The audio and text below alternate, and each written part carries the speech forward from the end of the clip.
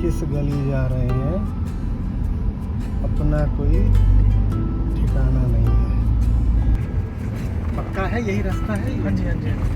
आप मुंबई से गोवा फ्लाइट से भी जा सकते थे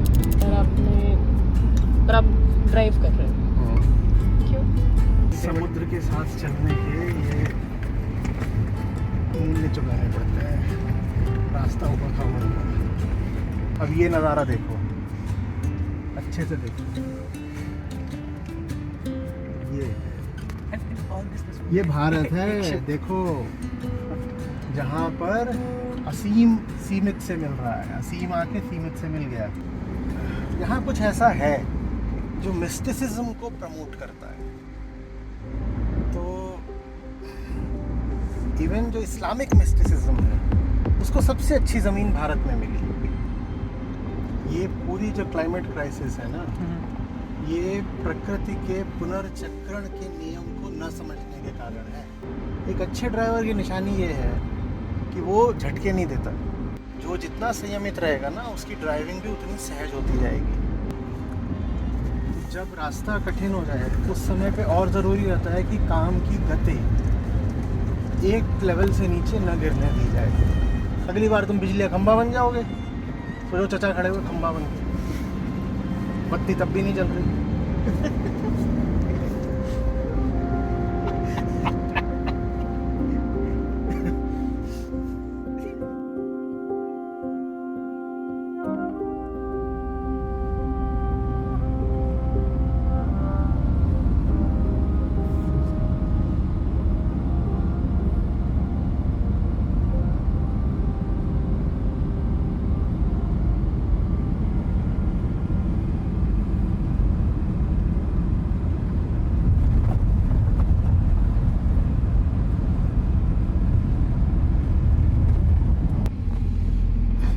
कहाँ जा रहे हैं?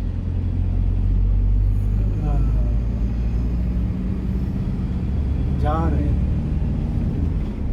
कहाँ जा रहे हैं?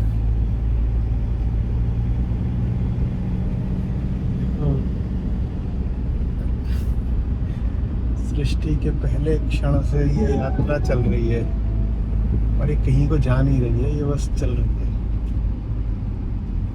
तो हम किस गली जा रहे हैं अपना कोई ठिकाना नहीं है।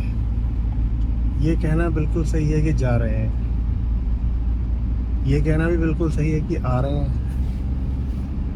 लेकिन ये पूछना बिल्कुल गलत है कि कहाँ से आ रहे हो और कहाँ को जा रहे हो, क्योंकि जाने वाला कोई कहीं पहुँचता नहीं और आने वाला कभी नहीं कह सकता कि मैं ठीक इसी जगह से आ रहा हूँ, क्योंकि वो जहाँ से भी आ रहा है उसके पीछे भी कोई जगह है। हम बस जा रहे हैं। हाँ, पर आप गोवा मुंबई एक्सप्रेसवे पे हैं। हाँ, ये एक्सप्रेस वे भी मैं ही हूँ, उस पर चलने वाला भी मैं ही हूँ, मैं चल रहा हूँ, ये देखने वाला भी मैं ही हूँ। जो लग रहा है कि नहीं जा रहा है, माने ये एक्सप्रेस वे, वो भी मैं ही हूँ। जो लग रहा है कि जा रहा है, माने ये यात्री, वो भी मैं ही हूँ। और जो इस यात्रा का दृष्टा है, माने तुम्हारा ये कैमरा, वो भी मैं ही हूँ। तो जाने जाने वाला भी जा रहा है, जो नहीं जा रहा वो भी जा रहा है, और जो जा रहा है उसको ये भी कह सकते हैं कि नहीं जा रहा है। देखो ये रास्ता है, ऐसा लग रहा है कहीं नहीं जा रहा है, पर अगर रास्ता कहीं नहीं जा रहा है तो फिर हम कैसे जा रहे हैं? रास्ता कब से यहीं पड़ा हुआ है, कहीं नहीं जाता, पर अगर ये नहीं जाता तो अपन कैसे जाता?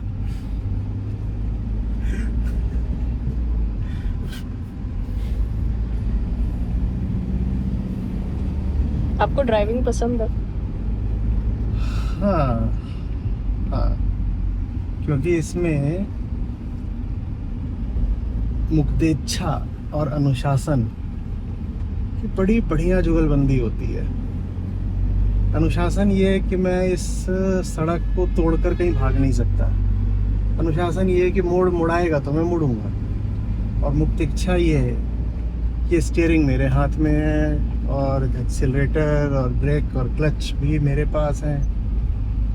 तो गाड़ी वो स्थिति होती है जहां फ्री विल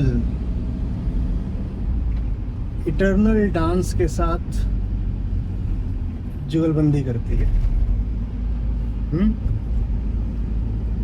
आप अगर कहो कि सिर्फ अनुशासन है तो रास्ता भर बचेगा, और अगर आप कहोगे नहीं साहब मैं तो अपनी फ्री विल से चल रहा हूँ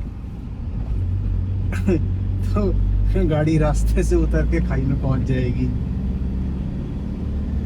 दोनों का जब एक हारमोनियस कोलैबोरेशन होता है, एक संगम, एक ऑर्केस्ट्रा, तो हम उसको कहते हैं कि वाह क्या ड्राइविंग है, क्या नज़ारा है। आहा, बताओ नज़ारा भी आ रहा है कि जा रहा है, उसमें है न सारा और नजा आ रहा, तो जा रहा कि आ रहा, न जा रहा न आ रहा, तो उसको कहते हैं नजारा।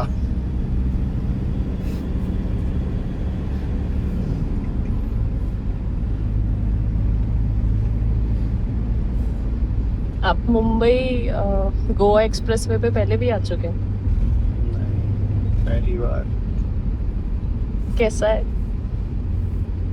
हाँ, जो कुछ भी जबरदस्ती दिमाग के साथ चिल्लपो ना करे वो सब अच्छा है। क्या खास है इसमें? कुछ नहीं, कुछ भी खास नहीं है, और इसीलिए कितना प्यारा है। उस इंसान ने यहाँ पे कोई नालायकी नहीं करी है, अभी कम करी है, तो इसलिए बहुत सुंदर है। इतना सुंदर है कि गाड़ी की भी ज़रूरत नहीं है, आप 5-7 किलोमीटर ऐसे ही पैदल भी चल सकते हो। एक पगडंडी हो आराम से, आप सब कुछ ही सुंदर है, सब सुंदर है। जहाँ पर इंसान जा कर के उपद्रव कर देता है बस वही गड़बड़ हो जाता है। टूरिज्म की कोई भी जगह और क्या होती है, ऐसी जगह है जहाँ भी इंसान नहीं पहुँचा। प्राकृतिक जगहें तो लगभग सभी रमणीय होती हैं, सुंदर होती हैं। किसी भी जगह से अगर इंसान का कचरा हटा दो, इंसान की आबादी जो नालायकियाँ करती है वो हटा दो, तो हर जगह सुंदर है। तुम सोच के बताओ कौन सी जगह सुंदर नहीं है? क्योंकि इंसान नहीं है तो वहाँ जंगल होगा, इंसान नहीं है तो वहाँ पशु पक्षियों की, पौधों पेड़ों की, लताओं की इतनी प्रजातियाँ होंगी। इंसान नहीं है तो वहाँ शांति होगी, इंसान नहीं है तो कचरा नहीं होगा, प्रदूषण नहीं होगा। तो इंसान नहीं है तो हर जगह ही फिर एक पर्यटन स्थल है। तो यहाँ भी कुछ और खास नहीं है, बस यही खास है कि अभी तक इंसान ने यहाँ पे नहीं करा है।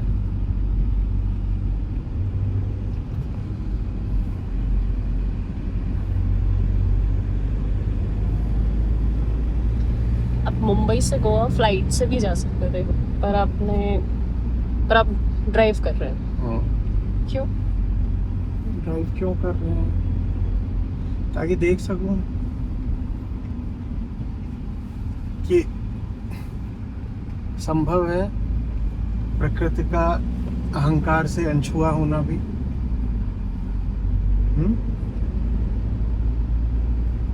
कि कैसी लगती है प्रकृति जब इंसान ने उसको नष्ट भ्रष्ट नहीं कर रखा होता। कैसा बता दो।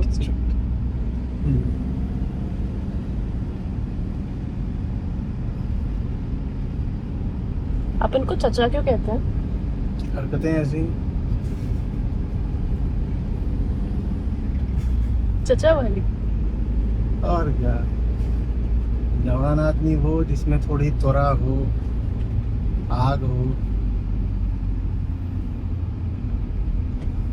फटाफट कुछ अपने ऊपर लेके निपटा देने की ऊर्जा हो।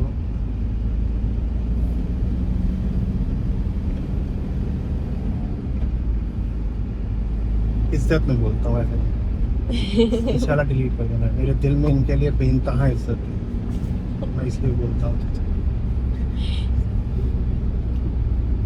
3 किलोमीटर में लेफ्ट।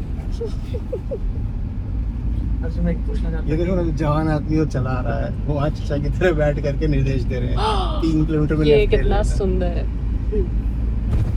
हाँ।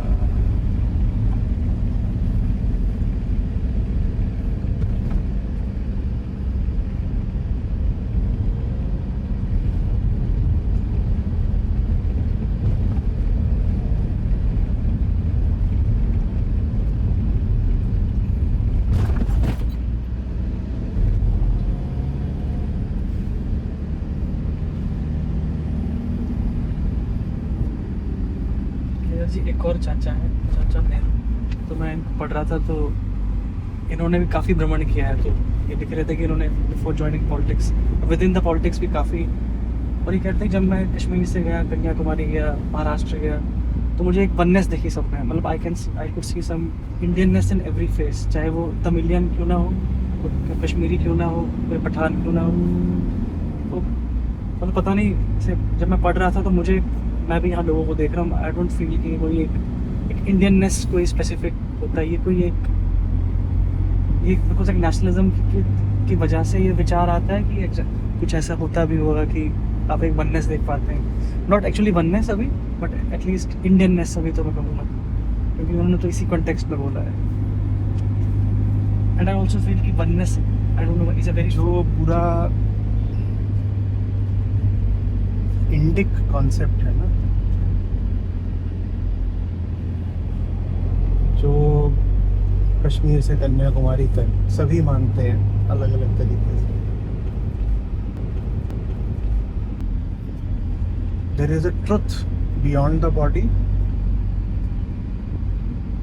It is the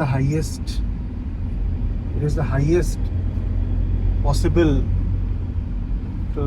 to man and universe.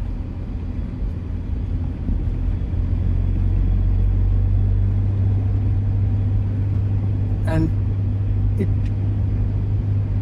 permeates the universe while it is also present in the body.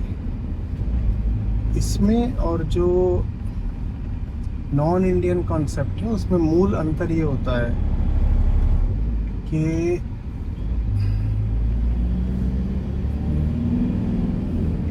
Bharat से बाहर के जितने भी दर्शन हैं, उन्होंने जो हाईएस्ट है, जो ट्रुथ है, उसको स्पेसिफिकली और बहुत particularly outside the body situate किया है,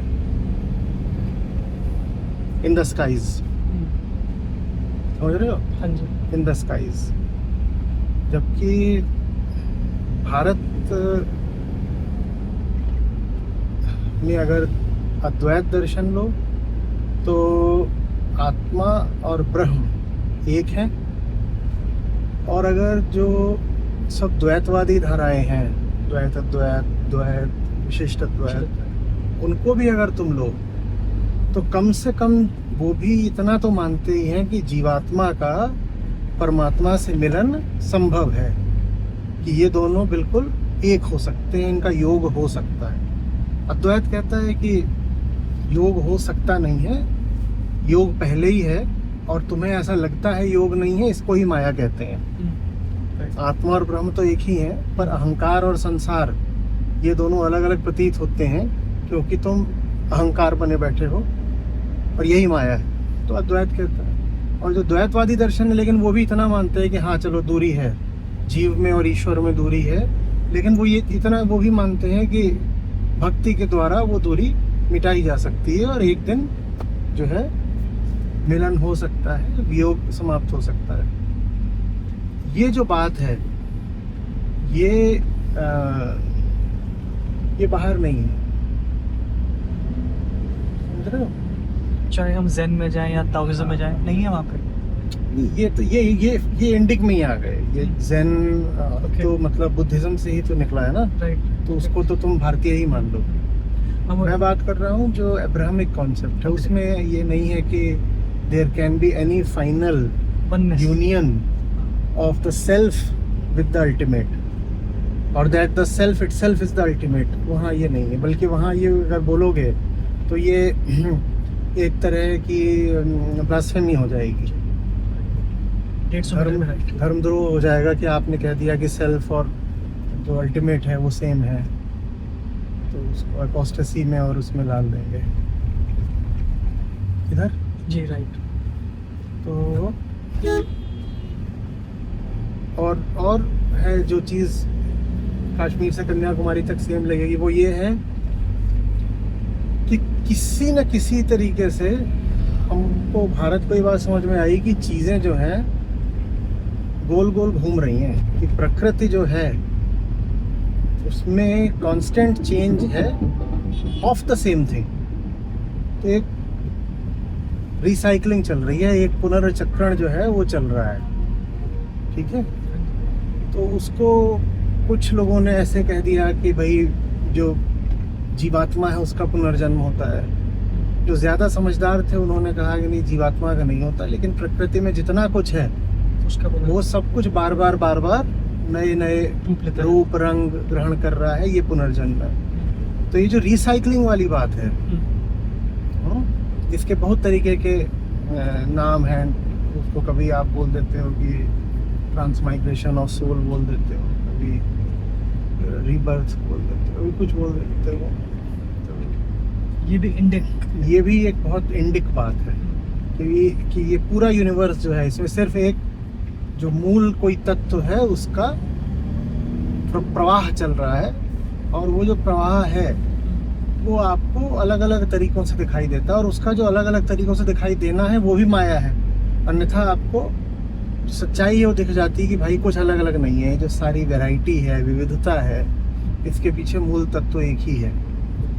तो दूसरी चीज़ ये है। और जो तीसरी चीज़ है जो कश्मीर से कन्याकुमारी तक एक ही मिलेगी, वो ये है कि हर व्यक्ति यहाँ ये मानेगा, चाहे वो किसी भी धारा से, संप्रदाय से, क्षेत्र से आ रहा हो, कि भाई जीवन का अंतिम लक्ष्य तो मुक्ति ही है। और इस नाते ये जो एकदम महामंत्र है ओम, वो उसको सम्मान देगा, क्योंकि ओम का अर्थ ही होता है कि ध्वनि ध्वनि ध्वनि और फिर मुक्ति, मौन, शांति। तो आप किसी से भी मिलिए, वो सब इतना तो मानेंगे कि हाँ, सबसे बड़ी बात दुनिया में आपने कुछ भी हासिल किया हो, कोई उपलब्धि करी हो, उससे बड़ी बात तो मुक्ति होती ही होती है। तो ये कुछ चीज़ें हैं जो आप किसी से भी मिलिए, भाषा अलग हो, बोलचाल अलग हो, व्यवहार, संस्कृति भी अलग हो सकती है। बहुत विशाल है भारत, तो कई तरह की यहाँ संस्कृतियाँ चलती हैं, लेकिन मुक्ति को सभी महत्व देंगे, मानेंगे कि हाँ, ये जो संसार में खेल का है, ये तो है तो बंधन का ही, तो निर्वाण चाहिए, मोक्ष चाहिए, कैवल्य चाहिए, मुक्ति चाहिए, जैसे भी बोल लो उसको।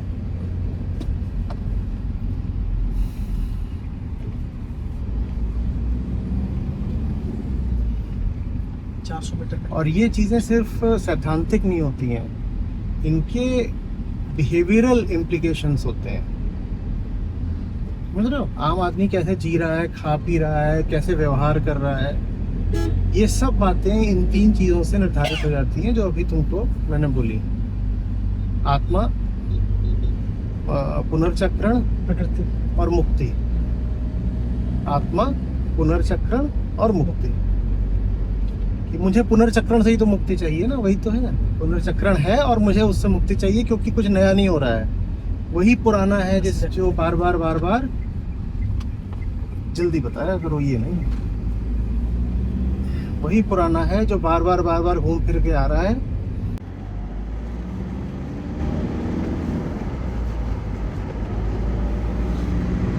एकदम स्ट्रेट कोस्ट लाइन है। तो इसके फिर आप ये जो 3 अभी सिद्धांत बोले, कि आत्मा, पुनर्चक्र, हाँ, पुनर्चक्रण और इस पुनर्चक्रण से मुक्ति।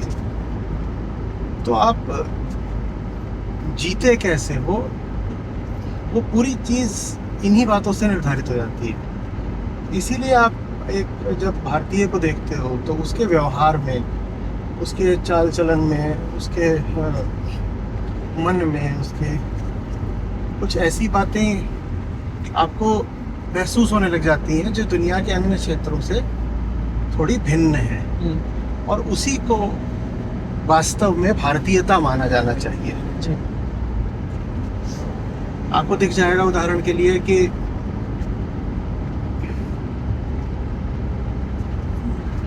हम सम्मान उनको देंगे जो फंसे हुए नहीं होंगे। ठीक है, अब ठीक है, पाखंड बहुत होता है और स्थितियां बदलती हैं, बदल भी रही हैं, और ऐसा रहा है भारत में कि सेठ आ जाए, राजा आ जाए, सेनापति आ जाए, उससे ज्यादा इज्जत मिल जाती है मुनि को, साधु को, ज्ञानी को, विद्वान को, कि यार तुमने बहुत हासिल कर रखा है, पर वो फंसा हुआ नहीं है। ऊंचा तुम वही है। राजा हो, तुम सेठ हो, तुमने बहुत हासिल कर रखा है, पर जी। तुमने जो हासिल कर रखा है ना, है तो वो भी फंसने वाली चीज। और वो घूम रहा है साधु, वो तुमसे ऊपर है क्योंकि वो फंसा हुआ नहीं। तो ये कैसे हुआ? अभी हम जो इज्जत देते हैं व्यवहार में, वो कहाँ से आई इज्जत? वो इसी सिद्धांत से आई कि प्रकृति का पुनर्चक्रण है, और मेरी भलाई इसमें है कि मैं उस पुनर्चक्रण से आजाद हो जाऊं, मुक्त हो जाऊं। जी और जो मुक्त हो गया फिर वो फिर सबसे ज्यादा सम्मान का हकदार भी हो गया। वैसे ही जो हम दान को इतना महत्व देते हैं कि दे दो, अब भले ही बहुत लोग व्यवहार में ना लाएं या आधा अधूरा लाएं या पाखंड करें, वो अलग बात है, लेकिन फिर भी ये रहता है कि दे दो, छोड़ दो, अड़ो मत, पीछे हट जाओ। जो भारत के चरित्र में टॉलरेंस रही है, सहिष्णुता रही है ना, हम हमेशा कहते हैं कि भाई और जो हो सो हो, पर भारतीय लोग आक्रामक नहीं होते, और जो मटेरियल चीजें होती हैं उसको लेके अड़ते नहीं। सेकंड प्रायोरिटी कहेंगे उसकी। हाँ, और बोलो किधर, बोलो इधर ना, हाँ जी हाँ जी। इधर नीचे तो नहीं, इधर से। अच्छा मैं एक नया क्वेश्चन लगा रहा था अब actually। लगा रहे हो? नहीं मैंने अभी मुझे लगी पता था क्या जाए आगे। नहीं ये अभी तो हम इसी पे जाने हैं, राइट। मैं जस्ट 5 किलोमीटर हो गए थे, वही चेंज कर रहा था। तो वो भी वहीं से आया है कि यार सामने वाला अड़ रहा है कि लड्डू मुझे दे दो, तो भारतीय चरित्र ऐसा रहा है कि दे देता है। नहीं सामने वाला आता है, कहता है भूख लगी है, तो भारतीय चरित्र के पास 2 रोटी होगी तो 1 रोटी उसको दे देता है।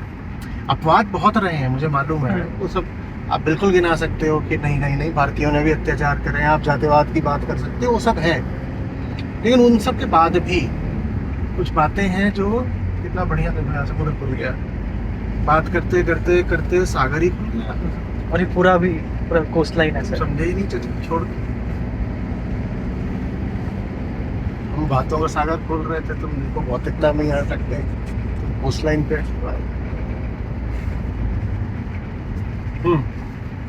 क्या था? पक्का है यही रास्ता है ये? हाँ जी हाँ जी। ये नेक्स्ट लगा लिया आगे, कोस्ट लाइन पे ये सारा रास्ता था।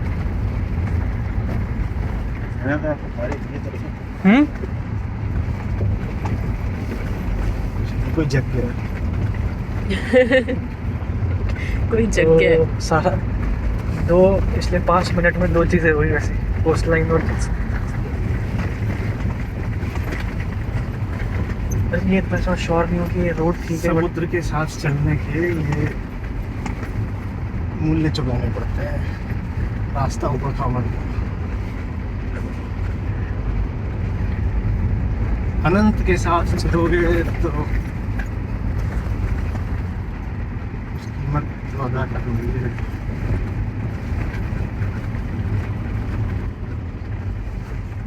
कहाँ पहुंचे? हाँ, तो जो सहिष्णुता रही है, जो उदारता रही है, उदाहरण के लिए दुनिया के सबसे ज्यादा शाकाहारी भारत में पाए जाते हैं। क्यों पाए जाते हैं? वो बात बस संस्कृति की नहीं है, वो बात उन 3 सिद्धांतों से आ रही है जो मैंने आपसे कहे। क्या? आत्मा, पुनर्चक्रण प्रकृति का, और उससे मुक्ति और मुक्ति। तो ऐसे ही नहीं भारत में शाकाहारी रहे हैं घने, आज भी दुनिया का सबसे बड़ा शाकाहारी देश भारत ही है। आज भी दुनिया के जिन देशों में सबसे कम प्रति व्यक्ति मांस खाया जाता है, वो आज भी भारत है। उसकी वजह यही सिद्धांत। ये मानना कि जो परम सत्ता है वो सिर्फ ऊपर नहीं बैठी हुई है ना। आत्मा और ब्रह्म एक है। तो जो अल्टीमेट है वो कोई आसमानों में नहीं बैठा हुआ है, वो कहाँ बैठा हुआ है? मेरे भीतर भी। और जैसे मेरे भीतर बैठा है वैसे ही मुर्गे और बकरे के भीतर ही बैठा है। तो अगर मैं किसी को भी सता रहा हूँ, मैं किसी के साथ भी दुर्व्यवहार कर रहा हूँ, तो वो एक अर्थ में जो उच्चतम है, हाईएस्ट है, मैंने उसके साथ मिसबिहेवियर कर दिया। तो इसलिए भारतीय शाकाहारी रहा है। जहाँ कहीं भी जो हाईएस्ट है ना, उसको खुद से सेपरेट कर दिया जाएगा, कह दिया जाएगा creator and the creation. Abrahamic religions में ऐसा चलता है, कहते हैं ऊपर क्रिएटर बैठा है, नीचे क्रिएशन है। तो वहाँ वायलेंस अब आएगा ही आएगा। क्योंकि साहब इज्जत का हकदार कौन है? सिर्फ और सिर्फ वो कहेंगे क्रिएटर। क्रिएशन की तो इज्जत कर नहीं सकते। जब क्रिएशन की इज्जत नहीं हो सकती तो फिर क्रिएशन मारी भी जाएगी। आप जिसकी इज्जत नहीं कर रहे, आप जिसको उतना ही प्यार नहीं दे सकते जितना आप ऊपर वाले को दे रहे हो, तो फिर उसको मारने में आपको बहुत तकलीफ नहीं होगी। इसलिए भारत में ही अहिंसा बिल्कुल पालना झूल सकती थी। इसलिए जो भारतीय चरित्र है वो इतना प्रेमी रहा है,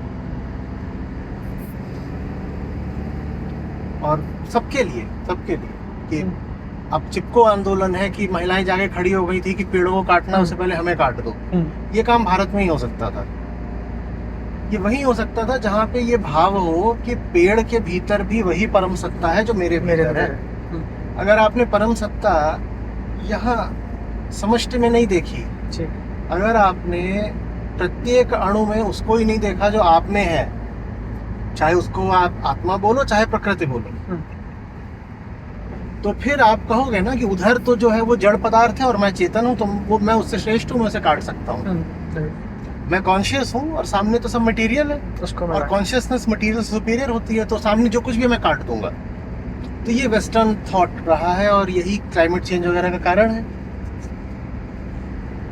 there is something in Indianism which by the way also happens to be the solution to climate crisis. लेकिन पनपा यहीं पे सबसे ज्यादा जो है उसको खाद खुराक भारत में मिली, क्योंकि यहाँ कुछ ऐसा है जो मिस्टिसिज्म को प्रमोट करता है। तो इवन जो इस्लामिक मिस्टिसिज्म है उसको सबसे अच्छी ज़मीन भारत में मिली, और वो जो भारत में ज़मीन मिली वो फिर ऐसी मिली कि फिर सूफी भी होली गा रहे हैं, सूफी भी कृष्ण के गीत गा रहे हैं।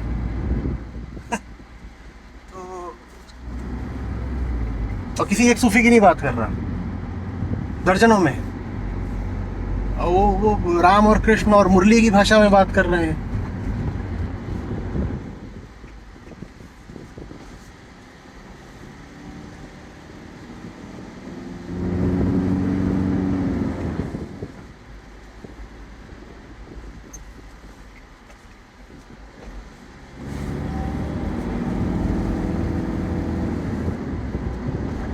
ताराशिको यहाँ तक चला गया था कि कहा कि जो छुपी किताब है जिसकी बात सूफी किया करते हैं, इस्लाम की छुपी किताब, बोल रहा उपनिषद ही है। मुझे याद है।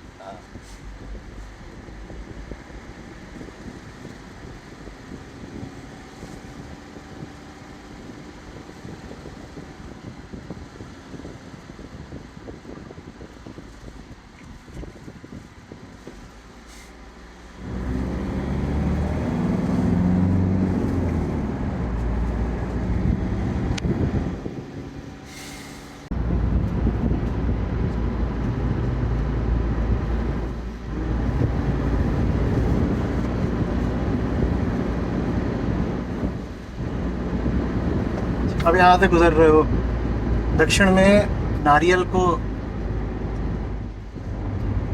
माँ बोलते हैं, दक्षिण में नारियल माँ हो गया। यहाँ बहुत बड़ी बड़ी नदियाँ हैं नहीं, उत्तर में गंगा माँ हो गई। ये कोई ऐसे ही नहीं है कि बस मुंह चलाने की बात है कि माँ बोल दिया, उसमें सचमुच कुछ समझ है। ये देखा गया कि ये जो समूची प्रकृति है ना, बड़ी माँ तो यही है। इसी से हम पैदा होते हैं और इसी में हम वापस चले जाते हैं। जन्म भी यही देती है, मृत्यु भी यही देती है। और मृत्यु ऐसा है जैसे वो गोद में अपने वापस बुला लेती है, फिर कहती फिर जन्म दिया, कहती थोड़ी देर इधर उधर खेल लो, फिर वापस बुला लेती है, फिर कहती है खेलो, फिर। और हर बार जन्म अलग अलग रूप में मिल जाता है। तो ये नहीं कि हर बार तुम मनुष्य या कि कोई जानवर बनोगे, अगली बार तुम बिजली का खंभा बन जाओगे। तो जो चचा खड़े हुए खंभा बन के, बत्ती तब भी नहीं चल रही।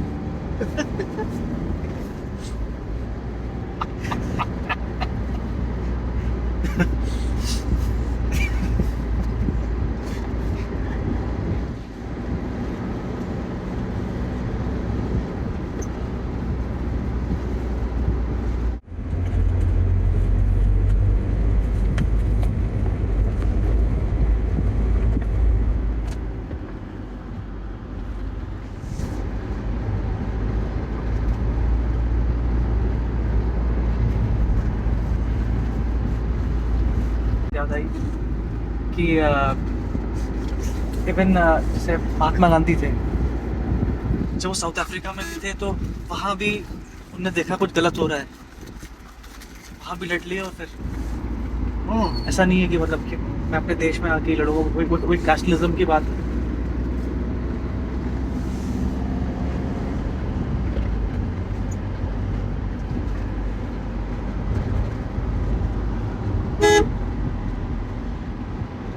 ये पूरी जो क्लाइमेट क्राइसिस है ना, ये प्रकृति के पुनर्चक्रण के नियम को न समझने के कारण है।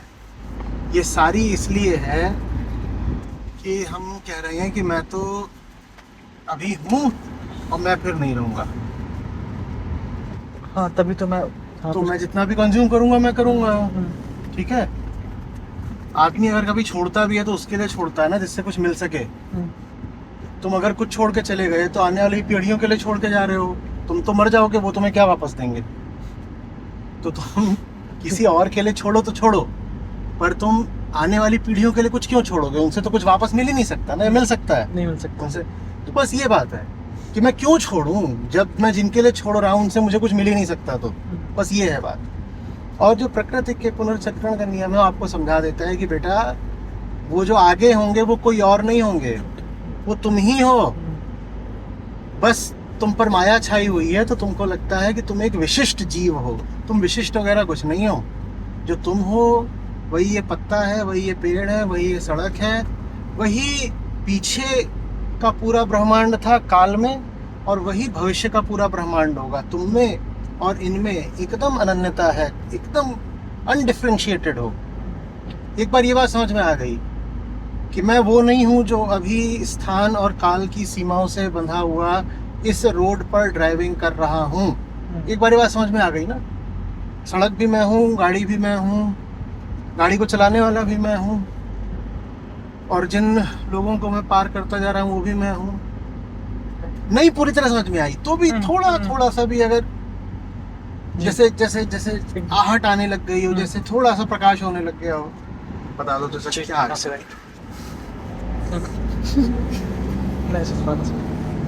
तो फिर तो आचार्य जी अगर हम राइट की जगह लेफ्ट चले जाते तो वो भी मतलब ठीक ही। हाँ बिल्कुल बिल्कुल सही होता। फिर तो हम ये भी कह सकते हैं कि टायर की जगह अगर मुझे लगा तो भी बिल्कुल ठीक है, क्योंकि मैं और टायर अनडिफरेंशिएटेड है। तो टायर को यहाँ बैठा देते हैं मेरी गद्दी पे, मुझे टायर पे लगा। पूछो मुझसे क्या नुकसान हो जाएगा, पूछो। क्या नुकसान हो जाएगा? ये वीडियो नहीं बनेगा, क्योंकि टायर अभी जिस रूप में है तो वो भी समूची प्रकृति, पर वो तुमसे उस तरह से बात नहीं करेगा जैसे मैं कर रहा हूँ। बस यही नुकसान है, अन्यथा तो क्या नुकसान। और यही नुकसान दाएं की जगह बाएं मुड़ने में हो जाता। जहाँ अभी पहुँचोगे वो भी कुछ और नहीं है, स्थान और काल का एक खेल मात्र है। पारमार्थिक तौर पर किसी भी जगह में और किसी दूसरी जगह में क्या अंतर होगा, किसी भी समय में और किसी दूसरे समय में क्या अंतर होगा। लेकिन व्यवहारिक दृष्टि से इतना हो जाएगा कि तुम जहाँ पहुँच जाओगे वहाँ पहुँच के फिर गीता सत्र नहीं कर पाओगे। गीता सत्र नहीं कर पाओगे तो न जाने कितने लोग जो ये बात समझ जाते वो नहीं समझेंगे। बस ये अंतर है। पारमार्थिक दृष्टि से कोई अंतर नहीं है। व्यवहार भी याद रखना है, परमार्थ भी याद रखना है। व्यवहार है ही इसीलिए कि वो तुम्हें परमार्थ की ओर ले जा सके। जो व्यवहार परमार्थ की ओर नहीं ले जा सकता वो व्यवहार फिर ले जाता है नष्ट करने की ओर, नाश होता है। दाएं मुड़ना है या बाएं मुड़ना है, ये प्रश्न किसका है? व्यवहार का है ना। पर इसका उत्तर कहाँ से आना चाहिए? कहाँ से आना चाहिए? परमार्थ से। प्रश्न व्यवहारिक है, दाएं मुड़े कि बाएं मुड़े। उधर को मुड़ो जिधर मुड़ने से एक दिन वहां पहुंच जाओ जहां इधर उधर मुड़ने की व्यर्थता दिखाई देने लग जाए। इधर को मुड़े कि उधर को? उधर को मुड़ो जिधर मुड़ करके लोगों को परमार्थ की ओर ले आ सकते हो। उधर को मुड़ो। तो हम सबकी जिंदगी में व्यवहारिक प्रश्न आते हैं ना, क्या खाएं क्या ना खाएं, किधर को गाड़ी ले जाएं, किससे मिले किससे ना मिले, कौन सी नौकरी करें, शादी ब्याह किससे करें, ये सब व्यवहारिक प्रश्न है। प्रश्न भले ही व्यवहारिक हो, उसका उत्तर हमेशा पारमार्थिक होना चाहिए।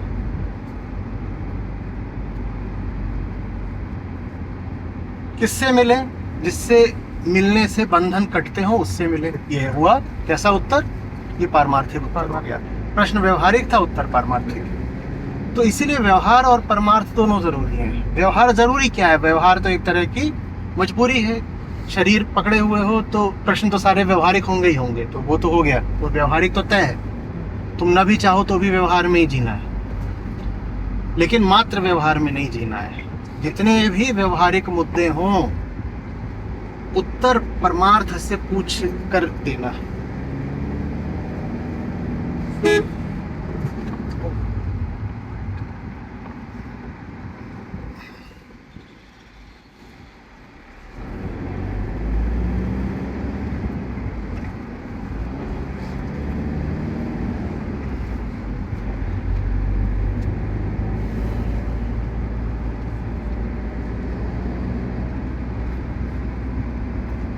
आप अगर जी बता रहे थे कि क्योंकि हमारा जो कॉन्सेप्ट है इस चीज़ जो हम मानते हैं इस बात को कि यही जन्म नहीं है, यही कारण है कि ग्लोबल वार्मिंग को आप इसको रिलेट करके बता रहे हैं। आप कह रहे थे कि जैसे ये सड़क भी मैं ही हूँ, ये पेड़ पौधे भी मैं ही हूँ। हाँ, जब ये दिखने लग जाता है कि तुम में और इस सामने वाले पेड़ में कुछ है जो बिल्कुल साझा है, तो फिर तुम संतों की तरह ये कह पाते हो कि पीर सबन की एक सी। ठीक है, ये सबकी पीड़ा एक जैसी होती है। वरना तो तुम यही मानते रहो कि मैं और वो बिल्कुल अलग अलग, सारे गाय जा रही है मैं सो टक्कर मार के मार दूं। लेकिन भीतर कुछ होता है जो ये जान सकता है कि उस गाय में भी ऐसा कुछ है जो मुझ में भी है। तो उसको जो चोट लगेगी ना, वो फिर चोट मुझे भी लगेगी। तो मेरी और उसकी जो पीड़ा है वो अभिन्न है, और मेरी और उसकी मुक्ति भी अभिन्न है। मैं ये नहीं कर पाऊंगा कि मैं अपने सारे बंधन वंधन तोड़ ताड़ दूं और आनंद पालूं, जबकि पूरी दुनिया अभी दुख में और बंधन में है। वो नहीं हो पाएगा। फिर आगे की बात है, इतना ही समझ में आने लग जाए कि जैसा दर्द मुझे होता है वैसा ही दर्द इस पेड़ को भी होता है, इस गाय को भी होता है। तो न पेड़ काट पाऊंगा, न बकरा गाय कुछ भी काट पाऊंगा। मैं इसका एक और मुझे I can say one more repercussion of this कि आप फिर ड्राइविंग भी अच्छी करोगे। भाई वो मैं ही हूँ, मैं ऐसा ना चलाऊं किसी को मार दूं, मैं सड़क गंदी नहीं करूंगा, सब कुछ अच्छा हो जाएगा। सब ना सिर्फ आगे का बल्कि अभी का भी। बिल्कुल बिल्कुल। श्री लाल शुक्र की लाल राग दरबारी है, तो उसमें शुरू में ही एक ट्रक आता है, बिल्कुल एकदम आरंभ, शायद पहले ही पन्ने में आता है। तो उसमें उसका वर्णन देते हुए कहते हैं कि एक ट्रक चला आ रहा था जिसकी हालत और पहियों और आवाज़ को देख के जाहिर था कि उसका जीवन सड़कों का बलात्कार करते हुए बीता था। तो यही नहीं होगा कि आप दूसरों को कम नुकसान पहुंचाओगे कि मैं गाड़ी चला रहा हूं तो कहीं मैं किसी को हिट ना कर दूं। आप सड़क को भी कम नुकसान पहुंचाओगे। आपकी ड्राइविंग ऐसी हो जाएगी कि आप सड़क को भी कम नुकसान पहुंचाओगे। नहीं तो फिर आप भी हो सकते हो वही श्री लाल शुक्ल का ट्रक कि जिसका जीवन सड़कों का बलात्कार करते हुए बीता था।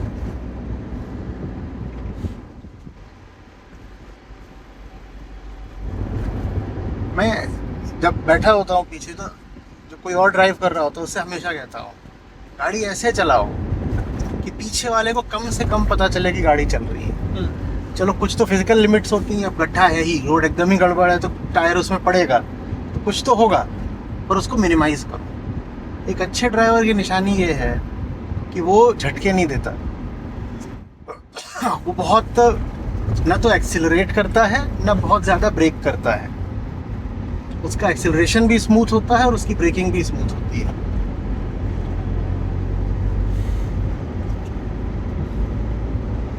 कभी मानसिक हालत क्या है तुमको अगर देखना आता हो तो तुम्हें अपनी ड्राइविंग से पता चल जाएगा।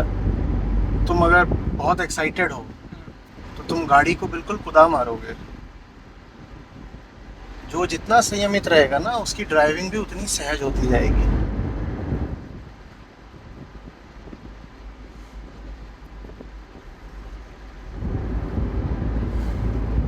ऐसे जैसे एक ढलान पे पानी की बूंद छोड़ दो तो वो भी बहती है ना, वो भी तो गति करती है, पर एक बहुत सहजता से करती है। तो आपकी भी ड्राइविंग ऐसी होती जाएगी।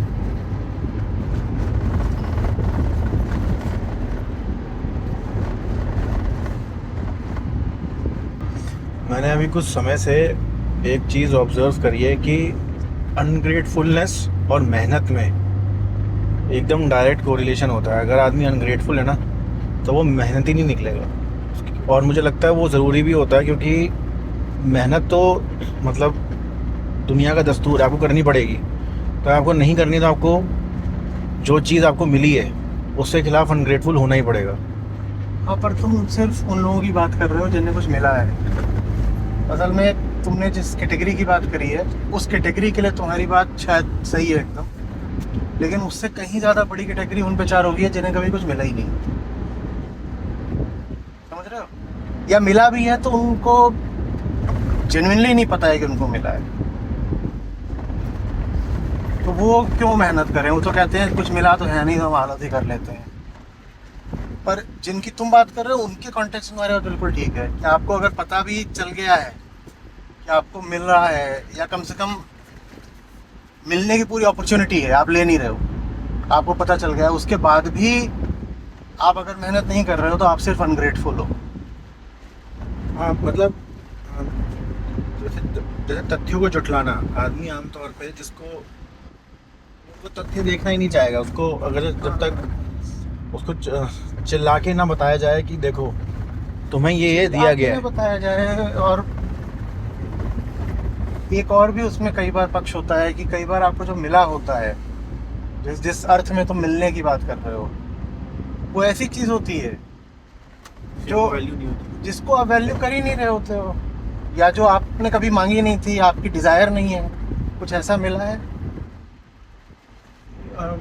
मैं वो तो चलिए ऊंची हो गई। मैं तो जो छोटी छोटी चीज़ें होती है जीवन में जो लोगों को मिलती भी है उसके लिए भी मतलब हाँ, ये हाफ कुक चीज़ भी हो सकती है, बट इसीलिए तो लोगों को जब तोहफे मिलते हैं तो वो ऊपर से भले ही कहते हैं कि oh we are glad you gifted this to अस।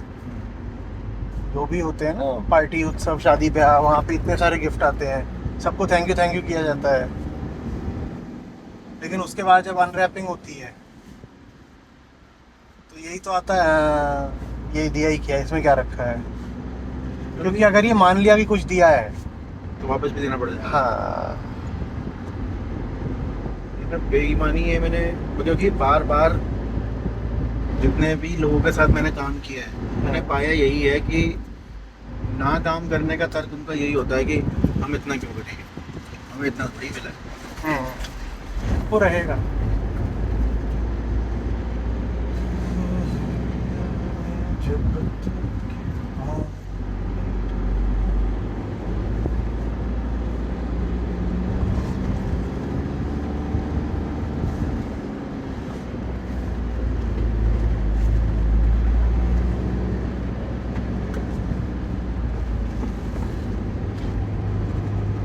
अभी जैसे नॉर्मल स्पीड नहीं है, इतनी ही स्पीड रखते हुए उसको पार किया सीधे ना। जी स्ट्रेट। जब रास्ता कठिन हो जाए उस समय पे और ज़रूरी रहता है कि काम की गति एक लेवल से नीचे ना गिरने दी जाए। उस हेयर पिन बेंड पे अगर मैं अपनी स्पीड कम कर दूंगा तो ये नहीं होगा कि स्पीड कम हो जाएगी तो गाड़ी और आसानी से स्मूथली या सेफली पार करेगी, फिर गाड़ी पार ही नहीं करेगी। तो मुश्किल चढ़ाइयों पर भी गाड़ी चलती रहे, इसके लिए भी ज़रूरी होता है कि काम की एक मिनिमम स्पीड बनी रहे। स्पीड अगर उतने से भी कम कर दी तो फिर ये नहीं होगा कि स्पीड कम हुई है, फिर स्पीड 0 होगी और स्पीड नेगेटिव भी हो सकती है। तो इसलिए स्पीड ऑफ वर्क ज़रूरी होता है, खासकर हमारे जैसे काम पे जहाँ हमें ऐसे खड़ी चढ़ाई चढ़नी है, तो वहाँ स्पीड मेंटेन करनी इसलिए ज़रूरी होती है। तो जो लोग बोलते हैं ना कि इतनी स्पीड की ज़रूरत क्या है, इतनी स्पीड की ज़रूरत क्या है, अगर उतनी स्पीड नहीं होगी तो गाड़ी पीछे को आने लग जाएगी, ये ज़रूरत है।